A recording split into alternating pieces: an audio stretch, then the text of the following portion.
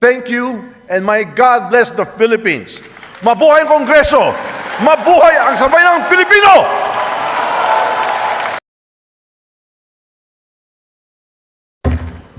Session resumed.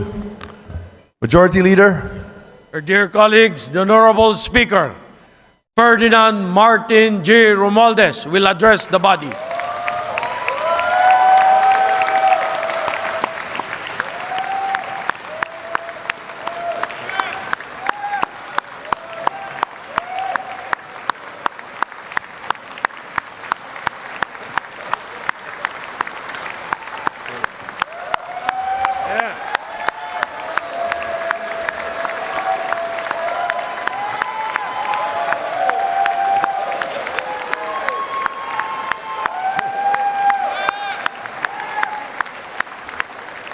Okay.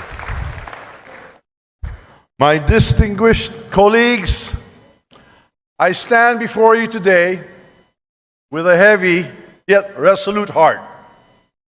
Recent events compel me to address not only the accusations that have been hurled against me personally, but also the attacks on the institution we hold sacred, the House of Representatives.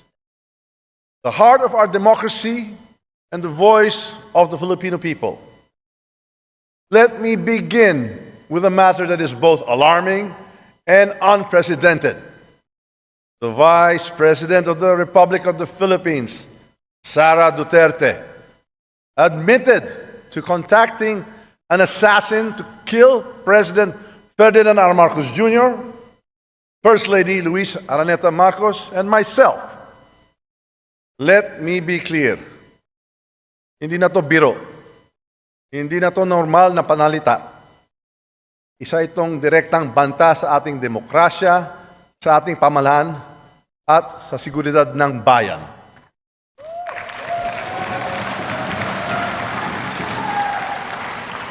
Such statement is not just reckless, it is dangerous. It sends a chilling message to our people. A message that violence can be contemplated by those in positions of power.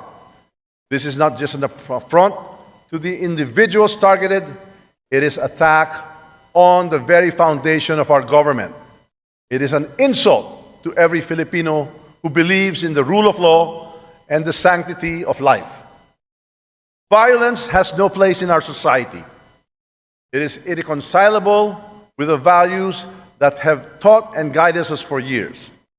Values of respect and amicable, peaceful conflict resolution.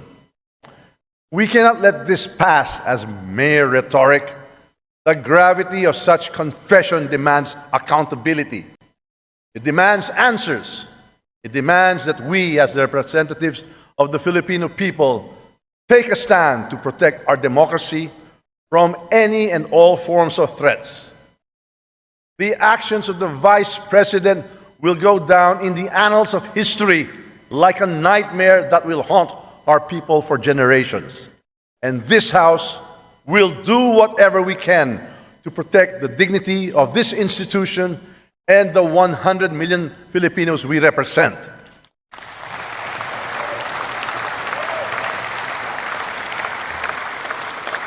Now, let us address another serious matter.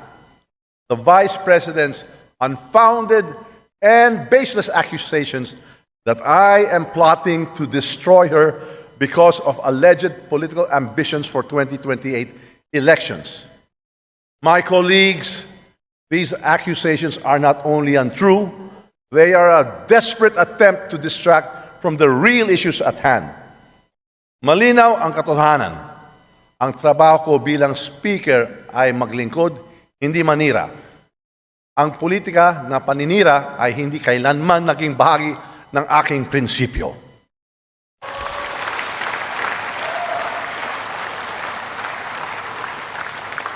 My focus has always been on fulfilling my responsibilities as Speaker of the House, leading with utmost integrity, untarnished by division and self-interest, and guided by the principle that every action and decision I take must always be for the benefit of the Filipino people. These unfounded accusations are not just about me.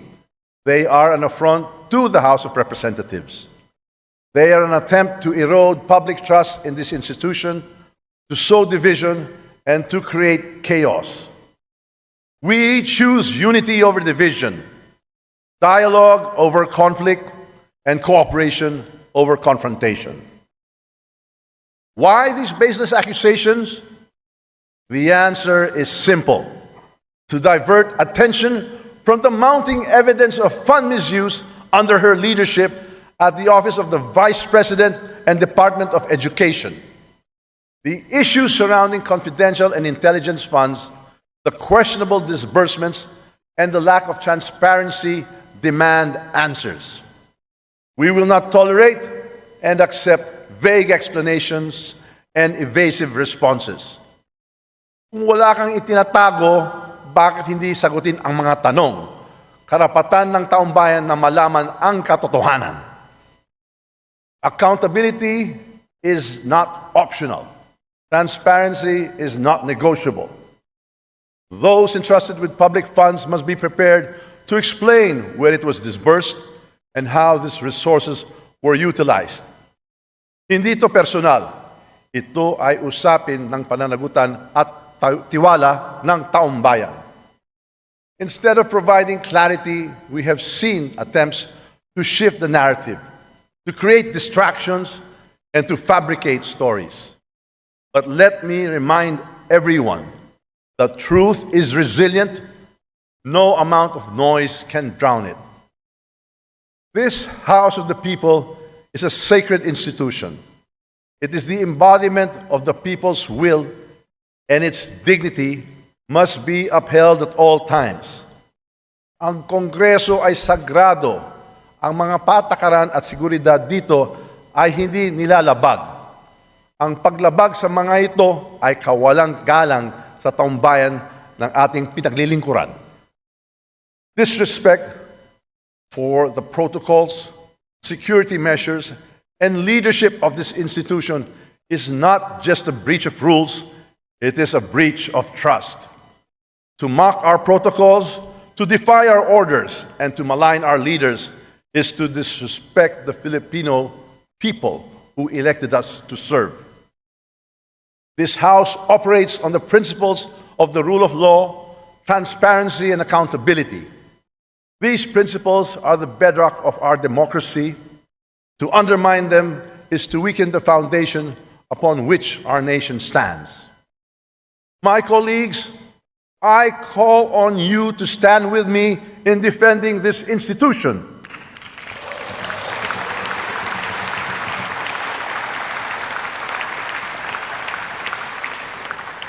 Ipaglaban natin ang dignidad ng Kongreso.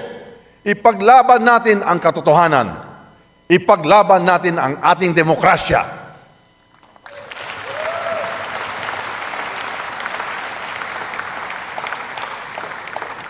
This is not about personal interests. It is about preserving the integrity of the House of Representatives and ensuring that it remains strong and a credible voice for the Filipino people.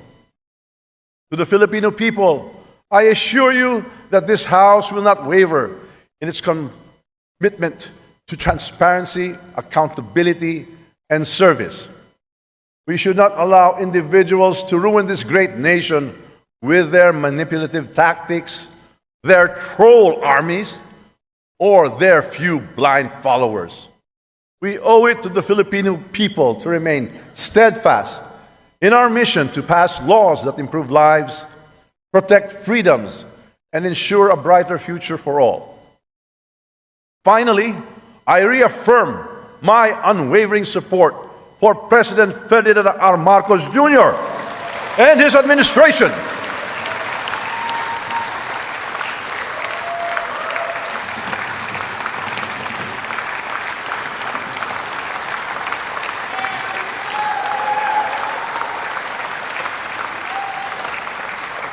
Together, we will continue to advance the reforms and policies that will lead us to economic recovery, national security, and a more equitable society. Ang laban na ito ay hindi tungkol sa akin, hindi tungkol sa inyo, kundi para sa ating bayan at sa kinabukasan ng bawat Pilipino. Let us rise above the distractions. Let us reject baseless accusations. Let us focus on what truly matters, serving the people and strengthening the institutions that uphold our democracy. Let us stay focused, steadfast, and committed to the great job we are doing. It is indeed my honor and privilege fighting this battle with and for all of you. Thank you, and may God bless the Philippines. Mabuhay ang Kongreso! Mabuhay ang Sambayanang Pilipinas!